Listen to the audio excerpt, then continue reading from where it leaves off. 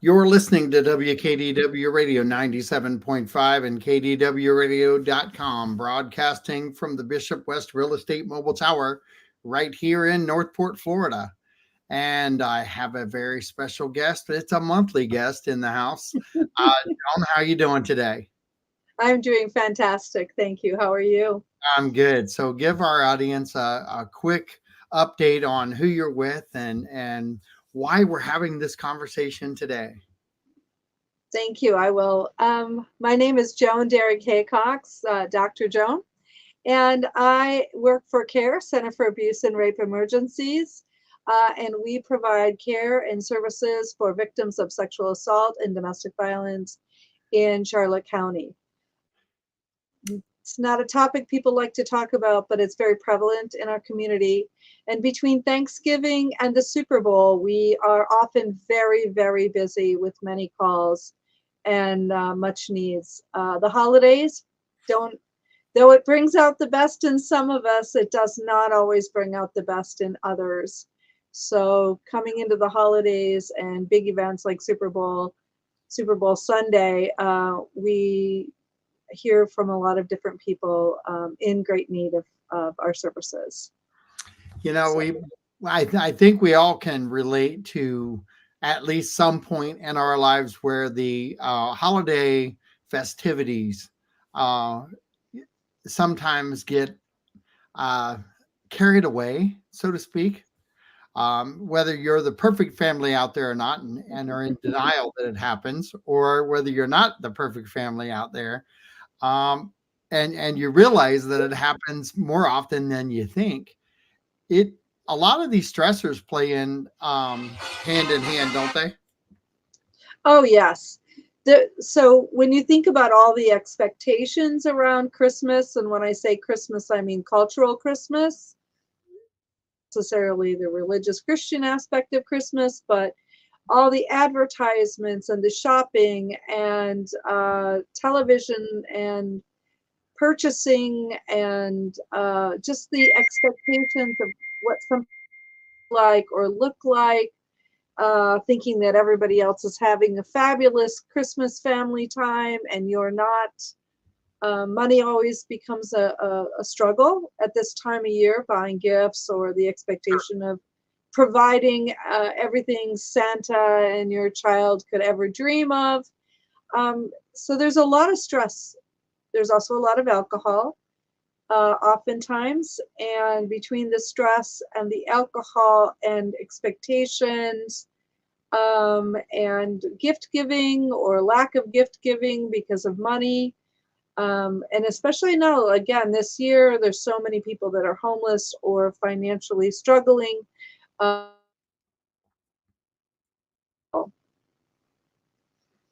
So, We missed the tail end of that when you said struggling. It kind of oh, faded. struggling. And this is can be a very difficult and stressful time of year.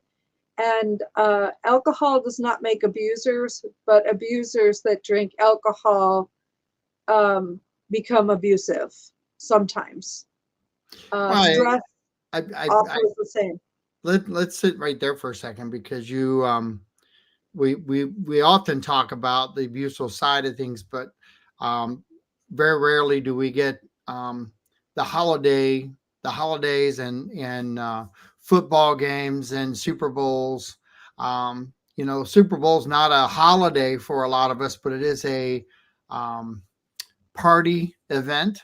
Um, and there's a lot of parties that are happening out there now for the different holidays, and people are off work, uh, and so it adds a lot of different stressors than the norm into a relationship.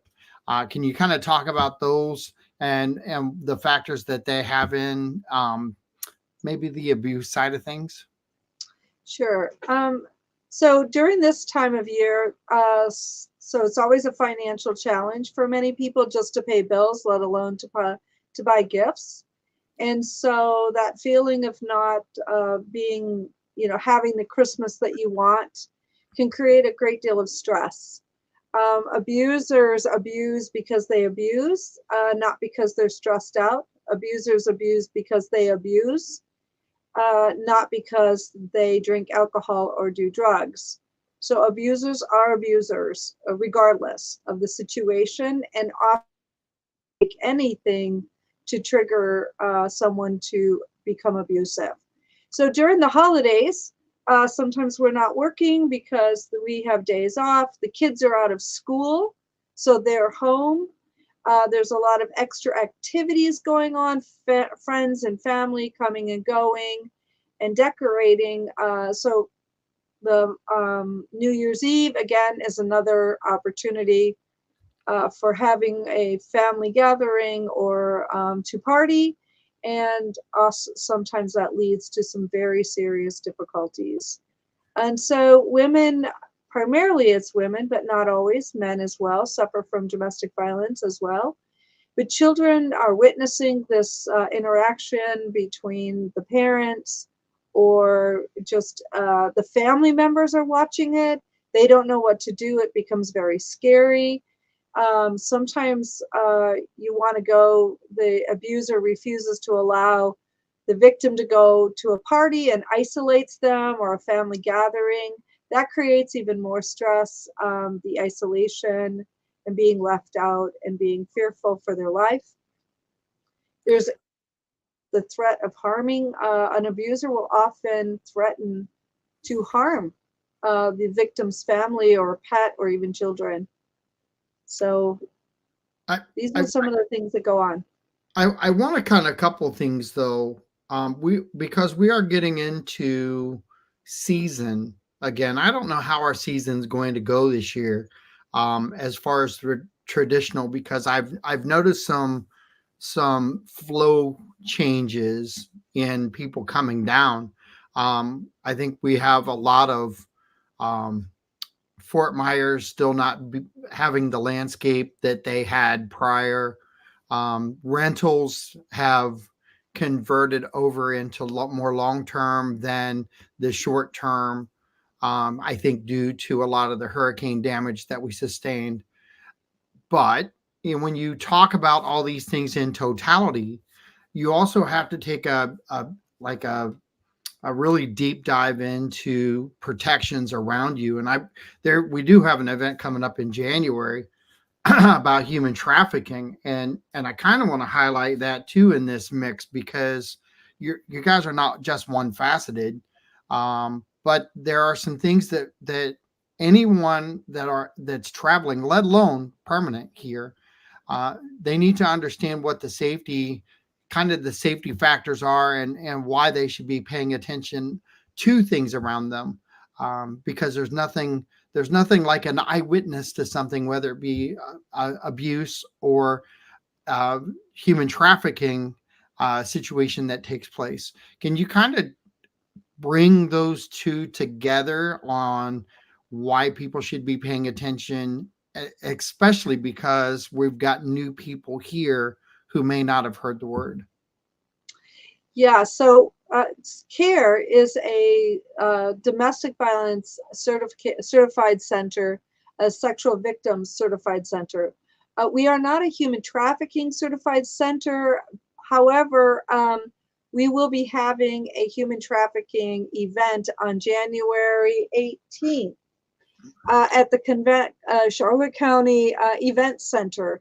And that's going to be a fantastic event. So please call C.A.R.E to register. We would love to have you there. Last year it was phenomenal. We had over 200 speakers. And of course, you were our MC. And I'm very excited again for this year coming up. John, you did Yep. a great job. So going to events like that, the Human Trafficking Symposium, will help you to understand and look for human trafficking. So something that you might be looking for, it's not unusual for someone to set up a human trafficking house in a in a neighborhood. So if you're seeing men and women coming and going, almost like forced, women being forced into a place, or they don't seem like they have all their faculties, they're drunk or drugged, You see them coming and going. See them, they may look emaciated or unhealthy. And you see a lot of men and women coming, or men coming and going, staying for short periods of time. That's a potential house where human trafficking is going on. Oftentimes the women are, this is not done because this is what they want to do. Often they are drugged, and they are forced labor, so hence human trafficking. They're drugged, or they become so addicted to drugs that they will do anything for the drug. And the traffickers do that to them on purpose. They get them addicted so that they will do anything for addiction, for a drug. We've had and I don't want to say educational because they're not truly the educational side of things, but we've had movies like Taken 2 that have kind of highlighted some of the things that happen. That may not necessarily happen exactly like going in and grabbing somebody under the bed here can, but kind of draw a connection between the street side of things, because there, I grew up on the west side, and we've talked about this a lot on the show, but the west side of Columbus, we were street smart. There's book smart and there's street smart, and and the two don't seem to correlate together well for some reason. But when you're talking street smarts to people, um, what is it that you would tell people that are street smart versus book smart? And then we'll go into the book side of things, but I think people that are street smart tend to believe that they're okay because they can handle things, but they can get themselves into a situation unknowingly pretty quickly too. Yes, we are bookends here. Just Yeah. to say that you're street smart, I might be a little on the book smart side. There you go. So I don't know that I But you know what I'm saying though, right? I do. I'm not sure exactly how to respond to that. You probably can respond to it better. But what if you start looking at the bigger picture? Human trafficking, domestic violence, sexual assault is not a singular event. It is a scenario that is created, and it happens slowly or over time. So you take a child that's been sexually assaulted in early childhood. They've been raped, they've witnessed domestic violence in their home, and they've been treated poorly, neglect, betrayal, all kinds of things. And those children grow up feeling with they live with this traumatic response all the time, fearful, distrustful. They don't have boundaries because they've never learned boundaries. They don't know how to say no, or they become addicted to drugs. Often children are put on drugs while they're young, given alcohol and drugs to sedate them or to make them more manageable, or to go along with what mom and dad are doing. And this does not have anything to do with economics necessarily, because this happens in wealthy as well as poor families and middle class. So you have a child in early childhood that has experienced a great deal of trauma. Well, they grow up and they have handled it, so they're dealing with adult situations as a child, and they figure out how to cope. It may not be a healthy coping system, but they figure out how to cope, and oftentimes they either run away, which ends up in homelessness, and that's where they're easily snatched when they're homeless into human trafficking. They get into drugs because they are given drugs. If you just take this, you'll feel a little bit better, and then they get them addicted and to do whatever they want. You watch someone who has been sexually assaulted in childhood, 20% chance that they're going to become a sexual to an abuser. So in this is, and that's sort of an interesting statistic, that not all people that are sexually assaulted in childhood become abusers, but most abusers were sexually assaulted or abused in childhood and become abusers. And so that's something so this is not domestic violence, sexual assault. It's not a one time and done. It's been going on.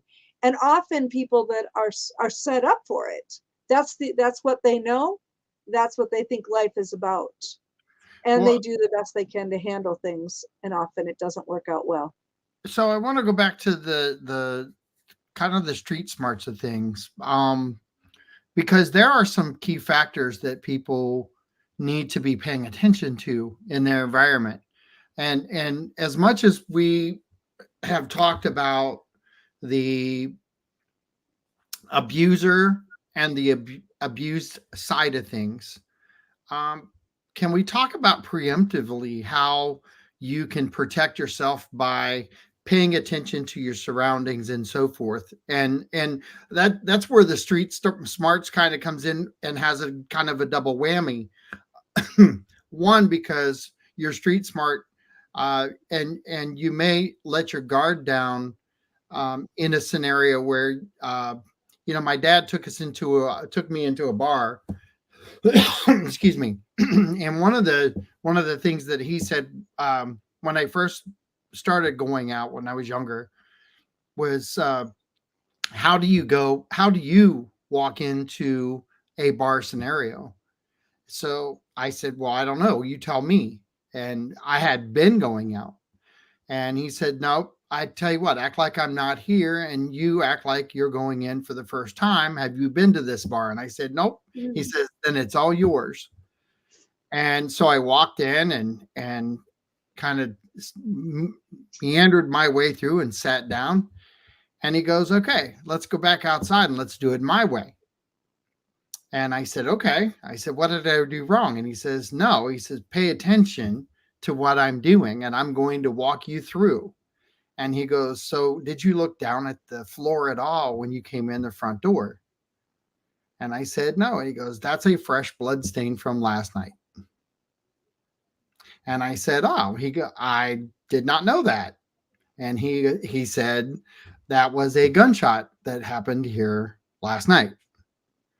So there was still that staining on the floor. We walked through, and he says, now, where would you said you would sit there. I'm going to take you where I sit when I come into a place where I don't know where I'm going. And he walked me to the exit at the back and put his back towards the wall and had his eyes facing forward. There's a good reason for that, but you could see what's coming. But the key to that is you could also get out if you didn't like what was going on, because the back door was right there. I've never forgotten that, but it's and truthfully, I am the most uncomfortable at dinner at a place that I go to when I have my back against the flow of traffic. I can't I My wife knows to this day, if she puts me on the wrong side of the table, I'm going to ask her if she'll switch. There's a reason for that, though. I that never got released out of my mindset, but that's the street smart side of things on how you protect yourself in the future and how you can scan the room and look for things coming your direction. How do you suggest people scan the rooms or scan the streets to make sure that they see what's coming or see what's going on? Well, I think we call that in the sailing world, situational awareness. I mean, a great deal of what you're talking about is situational awareness. What is going on, and in a new and unfamiliar environment, I think that's a great point. Is that you need to look around and see who's there. Look people in the eye and say hello. And that, by the way, is the surest way of keeping someone from assaulting you. Believe it or not, because they know they have been seen, and you have spoken to them, and you have looked them in the face, and they cannot hide. So Does that that is so important. does that work the same way on abduction? So it's if you are not paying. So what is a predator looking for? A predator is looking for, this is really interesting. A predator is looking for, let's say, a woman who is not looking up. She's looking down. She's shrugged over. She's carrying her purse loosely. She is not paying attention to anything that's going on around her. She has long hair. He's looking for a woman that's not carrying an umbrella or a stick or even a large bag, right? He's looking for someone who he can gain control of instantly, grabbing women's hair. So he likes women that have long hair, women that look fragile, women that have a small purse or they're not carrying an umbrella. If he sees a woman with an umbrella that's walking straight up, shoulders back, eyes forward, looking all around her, checking out the situation, saying hello, being noticed. That is not the type of person a predator will approach. So they look for someone who's vulnerable. They can grab a woman's hair and pull it. Uh, they can grab their purse and yank them away because they won't let you go. So if somebody attacks you and grabs your purse or wants your purse, the best thing to do is throw it as far away from you as you possibly can throw it, and then run like heck in the opposite direction. So give them whatever you've got and then run in the opposite direction as far and fast as you can. Be ready. Remember the cartoons where the old lady, the guy, she whacks him over the head with her big giant purse or her cane or her stick?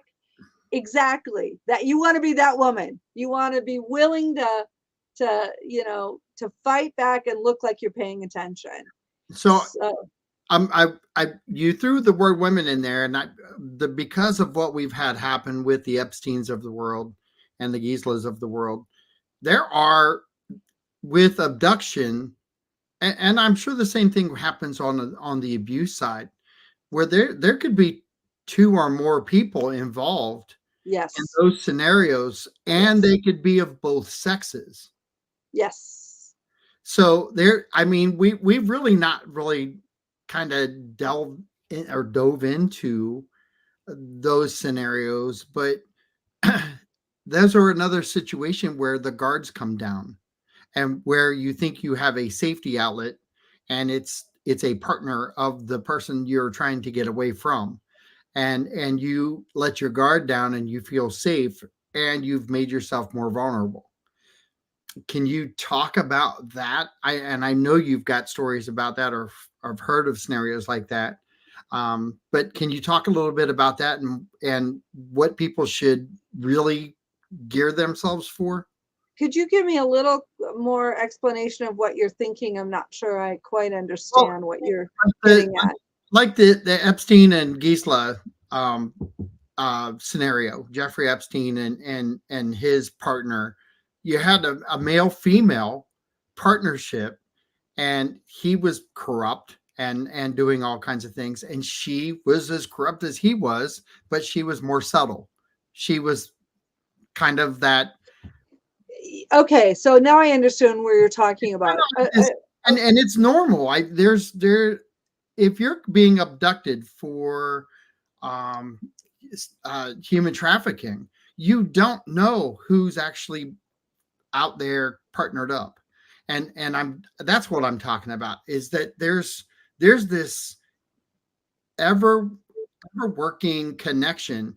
It's not just one person who's going to abduct you. A lot of times can be, but the odds are there's an exit strategy, there's a transportation strategy, there's a get out of the state strategy. There isn't one piece that's not connected to multiple maneuvers along the way, um, or even the blackmailing side of things too, that happen locally.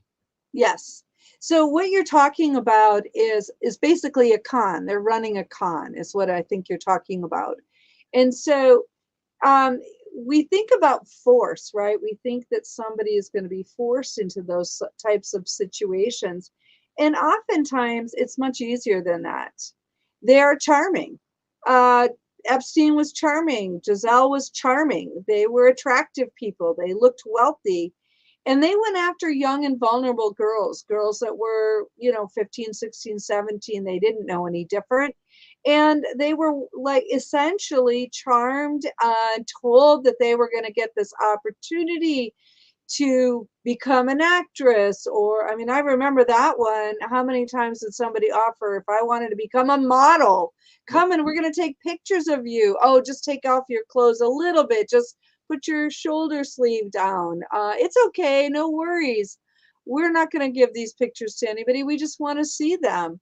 And so they're charmed, and they're charmed into trusting somebody because they look attractive. They they will assure them that no harm is going to come to them. It's a great opportunity for them.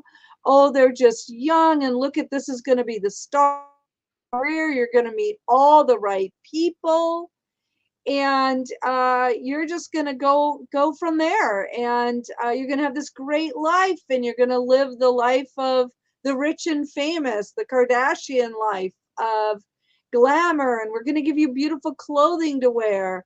We're going to give you some drugs, and we'll help you, do your hair and your makeup so you look gorgeous. The same with boys. I mean, they do the same with boys, because boys have a dream. Young men have a dream of fame and fortune.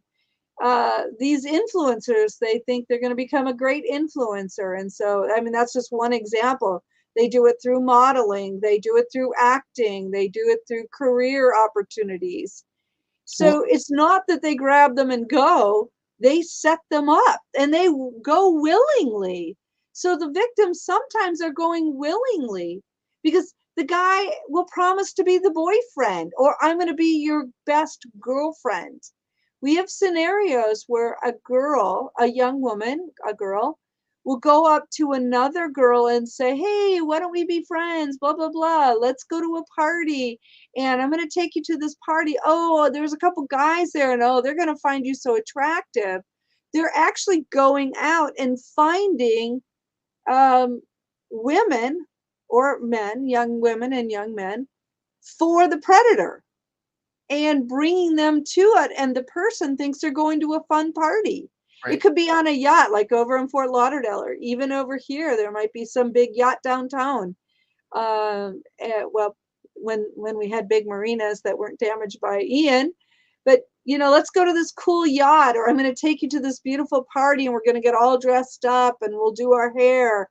And what girl or boy doesn't think that this is a great opportunity that is vulnerable? These are people that are often vulnerable and inexperienced in life and wouldn't know how to say no to that.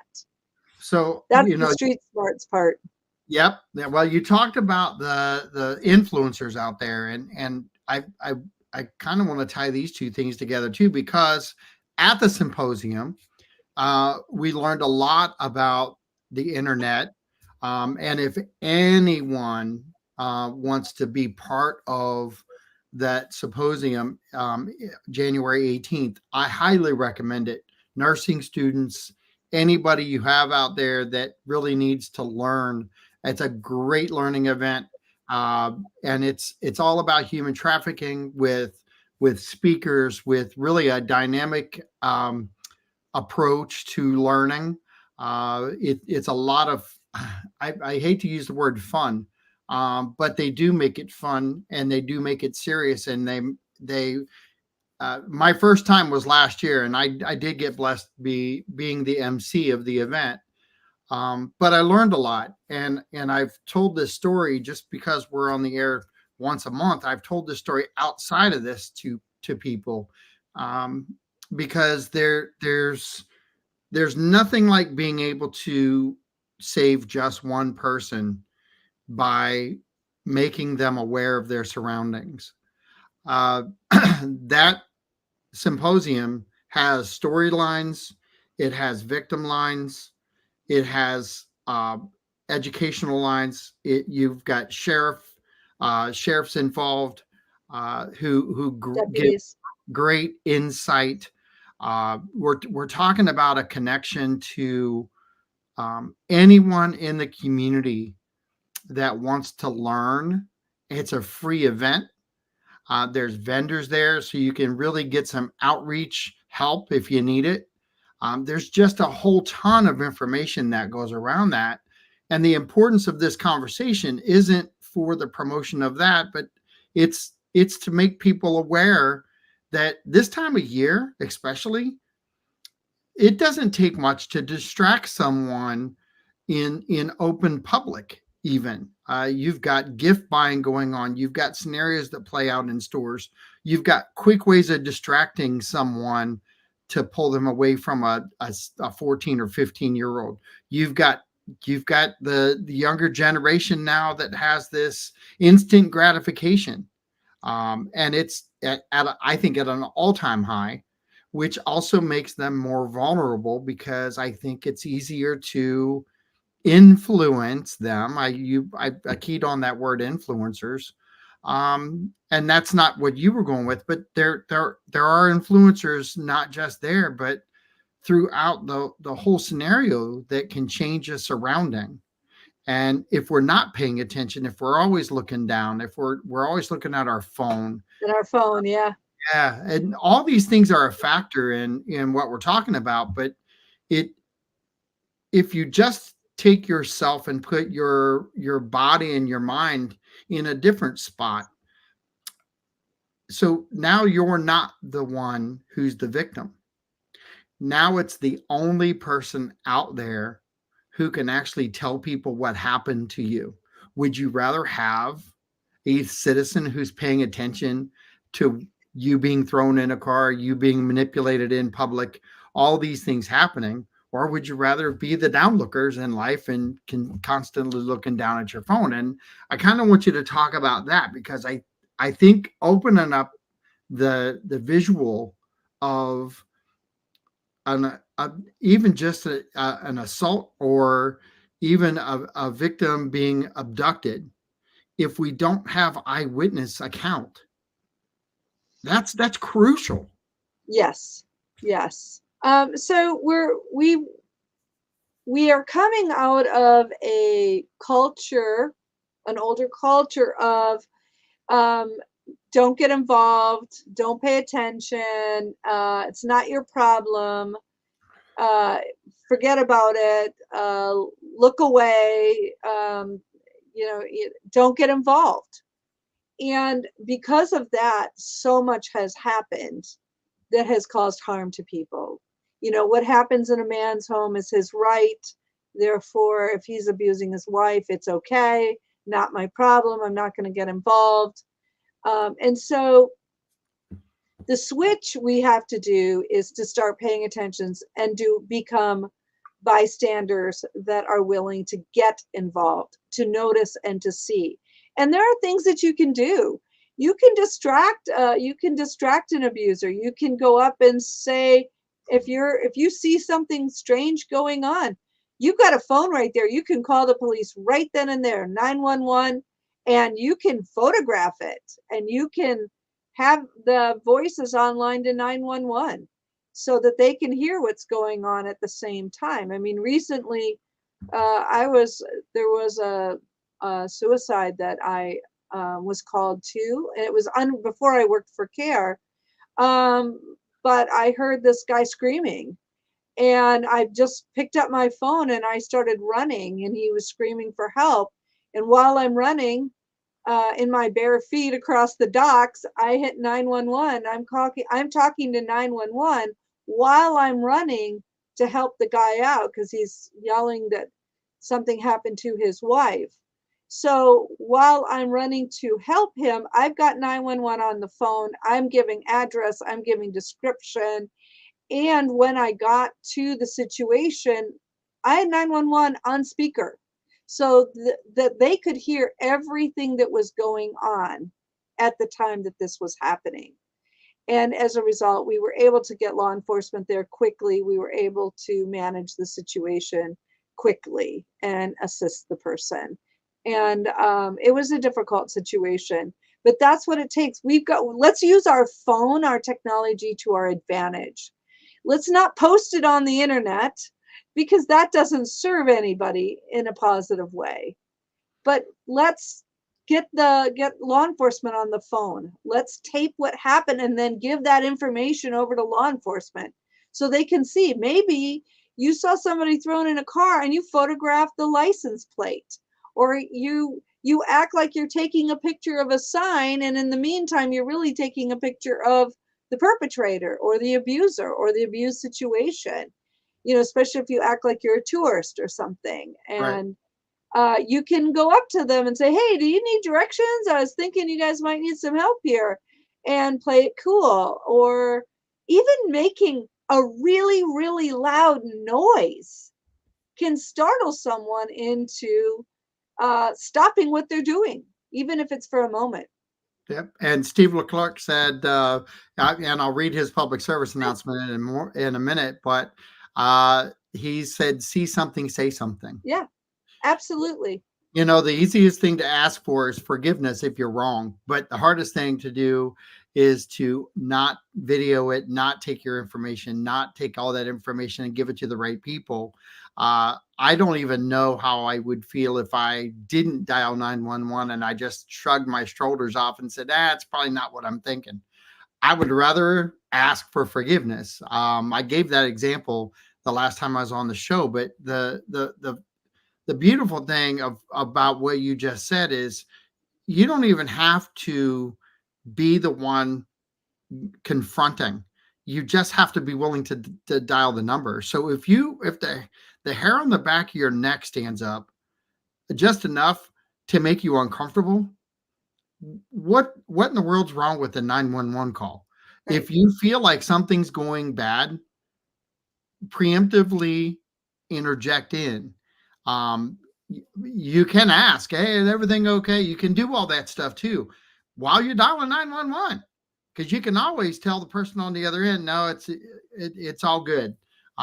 Things turned out to be okay. But I these approaches that we're talking about, they're really about people being aware of their surroundings. And we go back to book smart, street smart. And I don't care whether you're book smart or street smart, because the book says be aware of your surroundings. And if you're on the street, you better damn well be around and be aware of your surroundings, or you're going to get eaten alive. And so there's a combination of those two things, that this is one area where they bridge extremely well together because the educational tool is there, and it's really just a a matter of survival, and it's not just of the fittest. It's a survival of everyone in your area. And you have to kind of be the gatekeeper of safety, whether it's in a group or whether it's if you're independent and you're out there on your own. I don't go by myself any way, shape, or form like I go as a group. I don't change that. I literally I can't go to dinner with a group of 20 and not have my exit strategy. I can't do it. I hate it. It's the most uncomfortable thing in the world. And it can be the best restaurant. I'm still going to look for my exit strategy.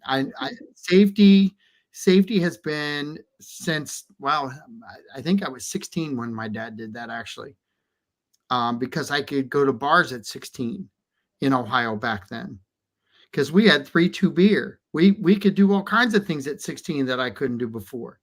And so I was allowed to do a lot of the things I wasn't allowed to do if I was 16 today.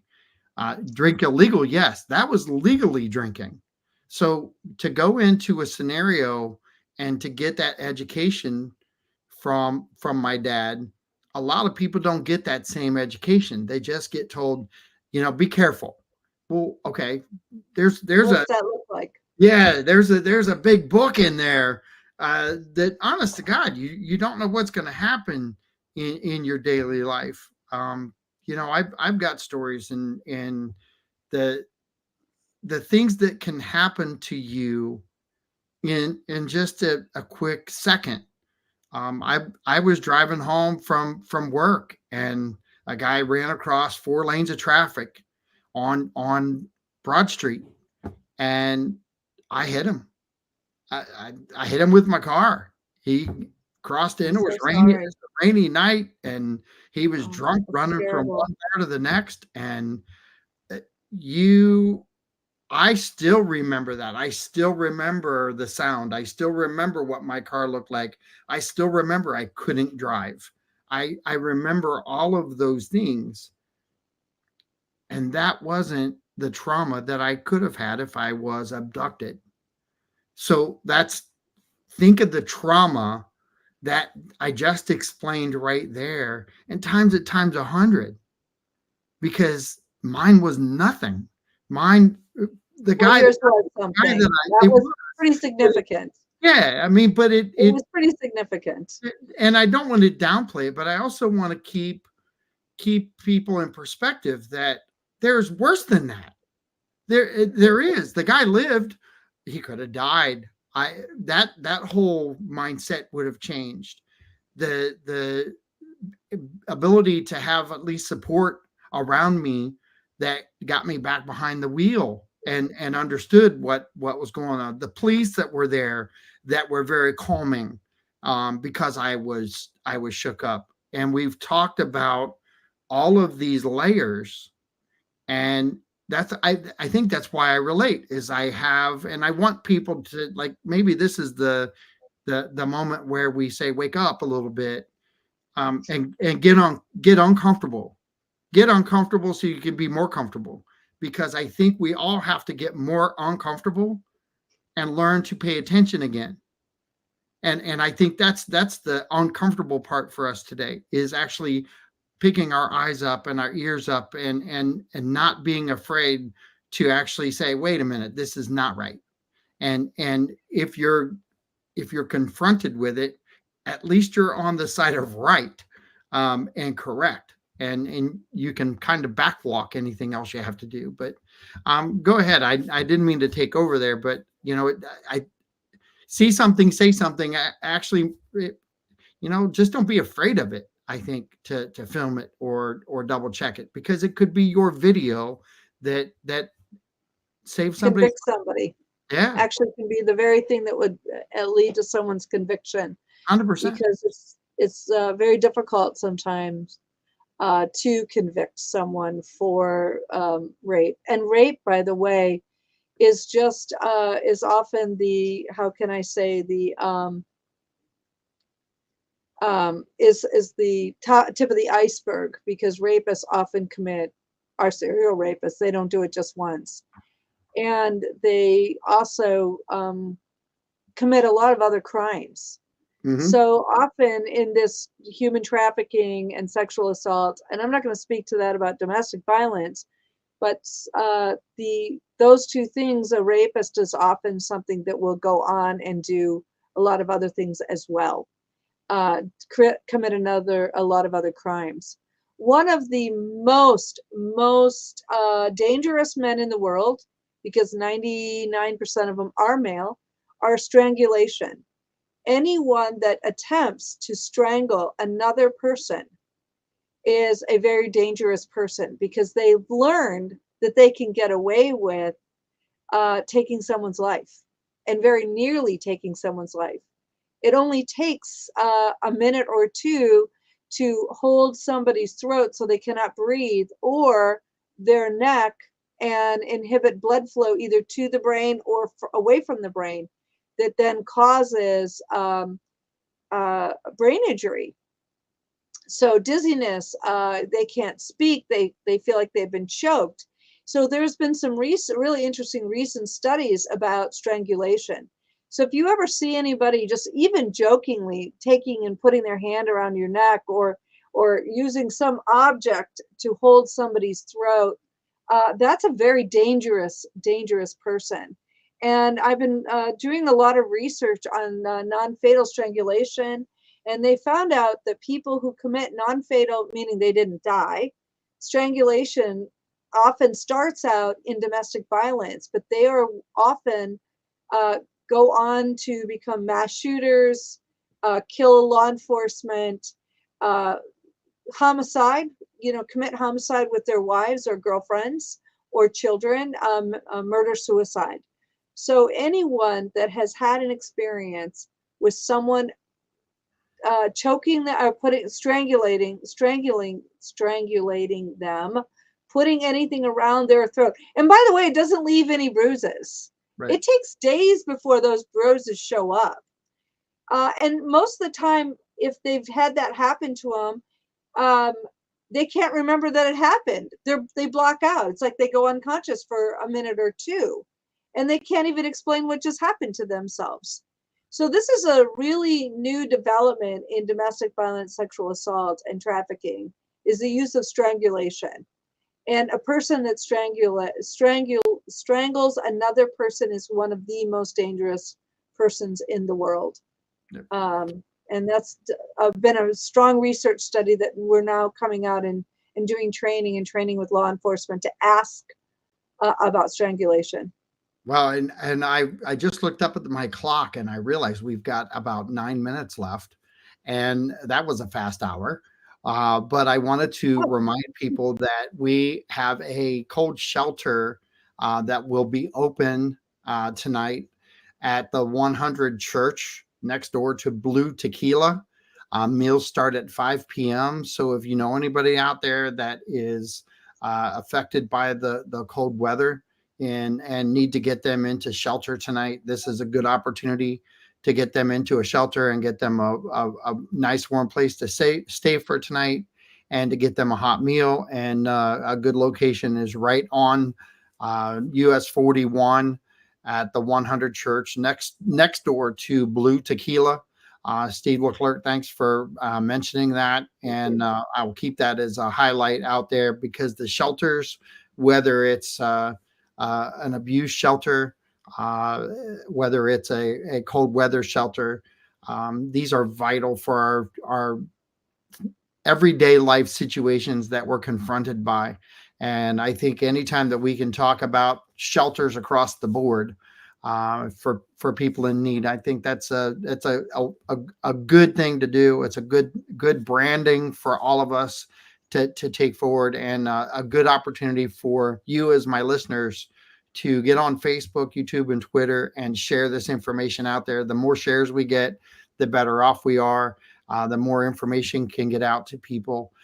It is vital to get not just this show's information out, but all the shows that we do, but also any of the public service announcements that come in like this, because we never know what can happen in the cold weather either. And let's talk about that a little bit too, because there's with anyone out there, but even in the shelters, people should pay attention in the shelters. and yeah. and and you talk about true street smarts. People who live on the streets, they tend to have true street smarts and are very well connected with everybody they're around, but they don't know the total strangers that come up. And so, one, go ahead. Well, I was going to say,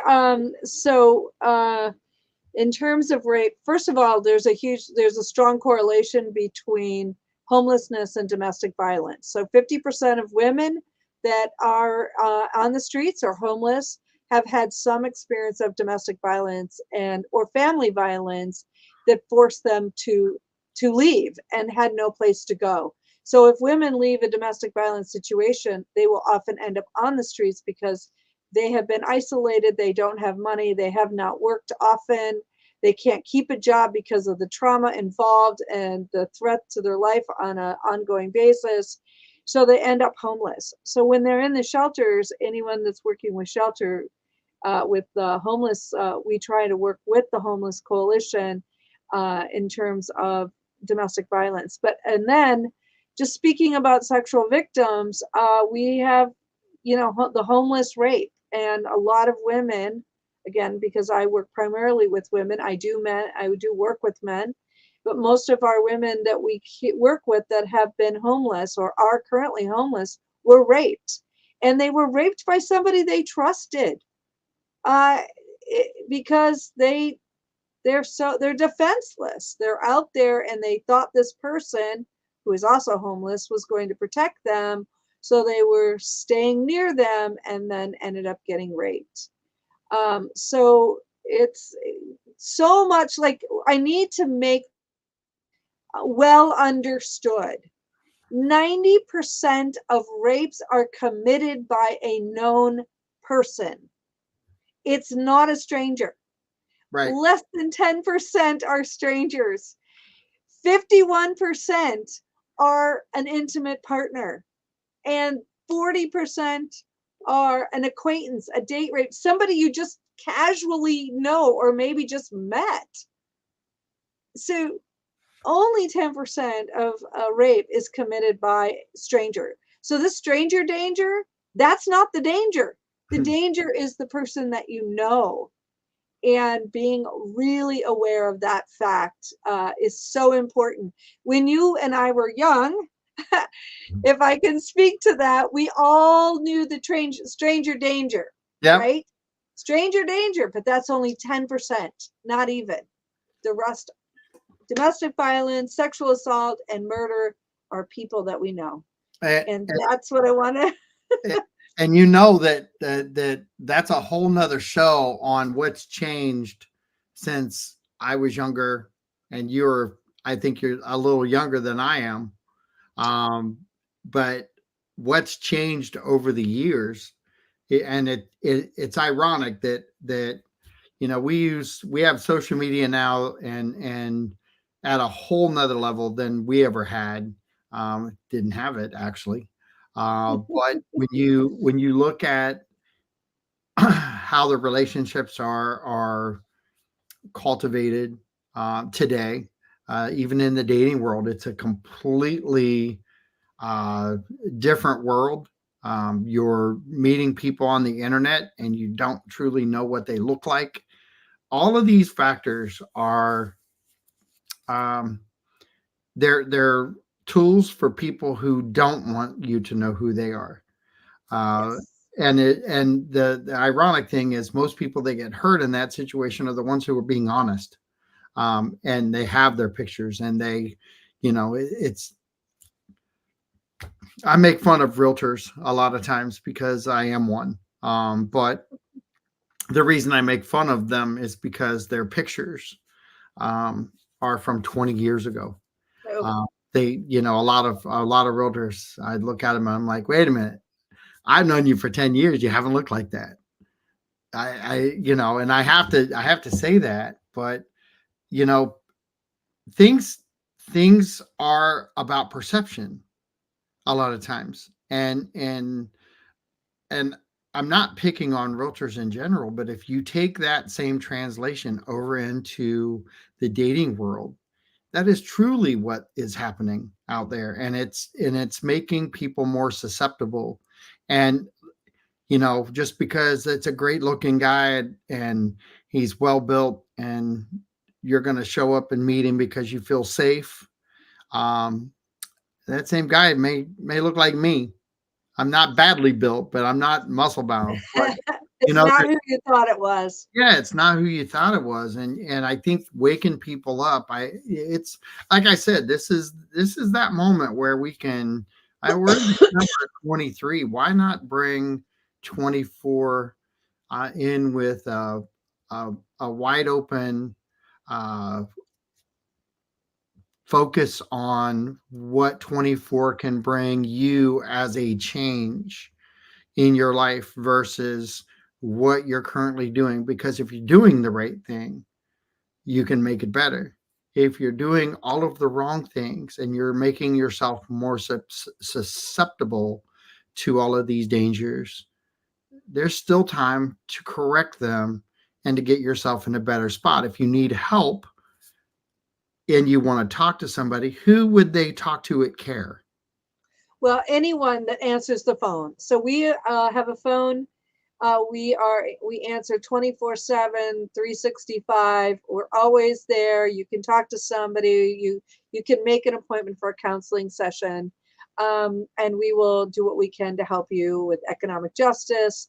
But if I can, I want to end on a really positive note Sure. because I have, again, wonderful volunteers that do amazing things for C.A.R.E. I want to talk about the staff at C.A.R.E. that does amazing things and helps a lot of people. And I want to thank all of the people that donate to C.A.R.E. as you see, there's these beautiful quilts behind me. We have Peace River Quilts. They donate these quilts that we can give to our clients. And they are so beautiful. I keep them in my office because they just remind me of how much people care. And it's like getting a big hug when I give someone one of these. But right now, we are getting toys that are donated. Many of our clients, they are in a situation where they've had to walk away from everything, so we try to help them have a wonderful Christmas with gifts for mom and toys for all different age groups, including teenagers. They love gifts too.